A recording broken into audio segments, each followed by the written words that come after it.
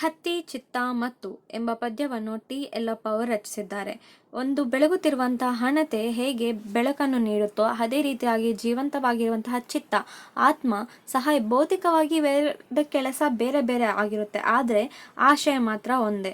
ಹೇಗೆ ಒಂದು ಬೆಳಗುತ್ತಿರುವಂತಹ ದೀಪ ಕತ್ಲನ್ನು ತೊಲಗಿಸಿ ಬೆಳಕು ನೀಡುತ್ತೋ ಅದೇ ರೀತಿಯಾದಂತಹ ಜೀವಾತ್ಮ ಅಂದರೆ ಚಿತ್ತ ಸಹ ಒಂದು ಲೋಕಕ್ಕೆ ಸಾರ್ಥಕತೆಯನ್ನು ಪಡ್ಕೋಬೇಕು, ಜೀವನ ಸಾಧಕನ್ನು ಮಾಡ್ಕೋಬೇಕು ಅಂತ ಹೇಳ್ತಿದ್ದಾರೆ. ಇಲ್ಲಿ ದೀಪ ಹಾಗೆ ಚಿತ್ತ, ಹತ್ತಿ ಚಿತ್ತ ಹೋಲಿಕೆಗಳನ್ನು ಮಾಡಿದ್ದಾರೆ ಅಂತ ನೋಡ್ಬೋದು ನಾವಿಲ್ಲಿ. ಹಚ್ಚಿಟ್ಟ ಹಣತೆಯಲ್ಲಿ ಹೊಸದು ಬತ್ತಿಯಾಗಿರುವ ಹತ್ತಿ ಮಿಂದು ಮಡಿಯಿಟ್ಟ ಭಕ್ತನಂತೆ ತೈಲದಲ್ಲಿ ಮುಳುಗಿ ತಮದ ಕತ್ತಲು ಸುಡುತ್ತಾ ಬೆಳಕು ಬಟ್ಟೆಯ ತೋಡುವ ಯೋಗಿಯಂತೆ ತನ್ನೊಡಲು ನೂಡಿನಲ್ಲಿಯೇ ಜೇಡ ತನ್ನ ಜೀವಜಾಲದ ಕೇಡ ತಾನೇ ಬಗದ ಪ್ರಾಣ ನೀಗುವಂತೆ.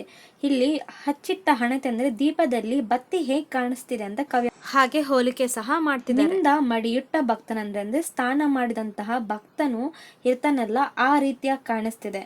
ಹಾಗೆ ತೈಲದಲ್ಲಿ ಮುಳುಗಿ ತಮದ ಕತ್ತಲು ಅಂದ್ರೆ ಕತ್ಲನ್ನು ತೊಲಗಿಸುತ್ತಾ ಬೆಳಕು ಬಟ್ಟೆಯನ್ನು ತೊಡೆದಿದ್ದ ಯೋಗಿ ಅಂತೆ ಕಾಣಿಸ್ತಿದೆ ದೀಪದ ಬೆಳಕು.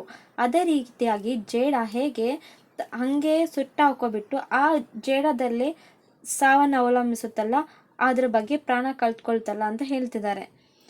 ಹತ್ತಿಯ ಬೀಜದಂತೆ ಚಿತ್ತ ಹತ್ತಿ ಉರಿಯುವ ಬತ್ತಿಯಾಗಿ ಬತ್ತಿಯನ್ನೇ ಸುಡುವ ತೈಲವೂ ಆಗಿ ಹೊತ್ತಿ ಉರಿಯುವ ಬೆಳಕು ಆಗಿ ಮಾಗುವ ಜೀವನ ಪಯಣ ಸಾಗುತ್ತಿದೆ ಜಗದಲ್ಲಿ ಸದ್ದಿಲ್ಲದೆ. ಹತ್ತಿಯ ಬೀಜದಂತೆ ಚಿತ್ತ ಅಂದ್ರೆ ಹತ್ತಿಯ ಬೀಜದಿಂದ ಅಂದ್ರೆ ಹೆಣ್ಣೆ ಆಗುತ್ತಲ್ಲ, ಅದೇ ರೀತಿ ಚಿತ್ತ ಅಂದ್ರೆ ಮನಸ್ಸು ಸಹ ಹತ್ತಿಯಲ್ಲಿ ಉರಿಯುವ ಬತ್ತಿಯಾಗಿ ಅಂತ ಹೇಳ್ತಿದ್ದಾರೆ. ಬತ್ತಿಯನ್ನೇ ಸುಡುವ ತೈಲವೂ ಆಗಿ, ತೈಲ ಇಂದನೇ ತಾನೇ ದೀಪ ಬೆಳಗಕ್ಕಾಗುತ್ತೆ. ತೈಲ ಇಲ್ಲ ಅಂದ್ರೆ ನಾವು ಬೆಳಗುತ್ತಿಲ್ಲ, ಏನಾದರೂ ದೀಪ ಹಚ್ಲಿಕ್ಕೆ ಸಾಧ್ಯನಾ? ಇಲ್ಲ. ಅದೇ ರೀತಿಯಾಗಿ ಚಿತ್ತ ಸಹ ಏನ್ ಮಾಡ್ತಿದ್ದೆ, ನಮ್ಮ ಜೀವನ ಪಯಣ ಹೀಗೆ ಸದ್ದಿಲ್ದಂತೆ ಸಾಗ್ತಿದೆ ಅಂತ ಹೇಳ್ತಿದ್ದಾರೆ.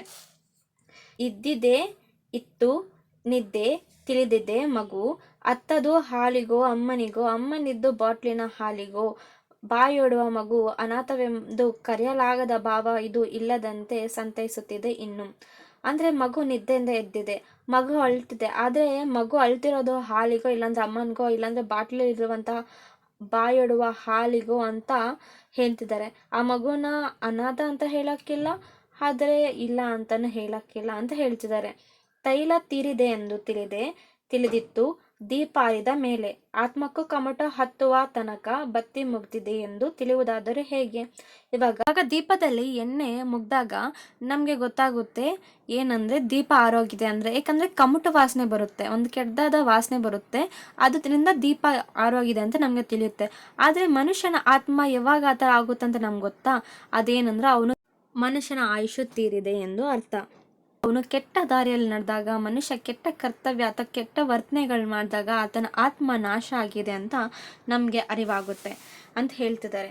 ಎಣ್ಣೆ ತೀರಿರುವ ದೀಪಗಳಿಗೆ ಬತ್ತಿ ಹೊಸೆಯುವ ಕೆಲಸ ವ್ಯರ್ಥವೇನಲ್ಲ. ಹತ್ತಿಗೆ ಮೆತ್ತಿಕೊಂಡೇ ಇರುವ ಬೀಜಕ್ಕೆ ಬೆಣ್ಣೆಯಾಗುವ ಕರ್ಮವು ತಪ್ಪೂ ಅಲ್ಲ. ಇವಾಗ ಎಣ್ಣೆ ತೀರಿರುವ ದೀಪಗಳಿಗೆ ಇವಾಗ ಎಣ್ಣೆ ಖಾಲಿ ಆಗಿರುತ್ತಲ್ಲ, ಆ ದೀಪಗಳಿಗೆ ಹೊಸದ್ ಬತ್ತಿ ಹಾಕೋದು ಏನು ತಪ್ಪಲ್ಲ. ಹಾಗೆ ಅದರಲ್ಲಿ ಇರುವಂತಹ ದೀಪದ ನೆಕ್ಸ್ಟ್ ಹತ್ತಿ ಬತ್ತಿಯಾಗಿ ಬೆಳಕಿನ ಬಿತ್ತವಾಗಿ ತೈಲವಾಗಿರುವುದು ಇಲ್ಲವಾಗುವುದು ಆತ್ಮ ಪರಿನಿರ್ಮಾಣದ ಈ ಪರಿಯೇ ಸೊಬಗ ಇನ್ನಾವ ಜೀವದಳು ಕಾಣಿಲಾರಿಯೇ.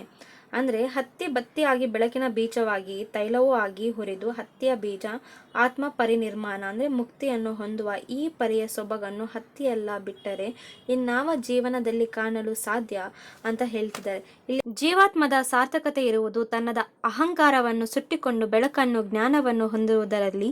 ಇಲ್ಲಿ ಹತ್ತಿಯ ಬೀಜವು ದೀಪದ ಬೆಳಕಿಗೆ ಜೀವದ್ರವ್ಯವಾಗಿದೆ.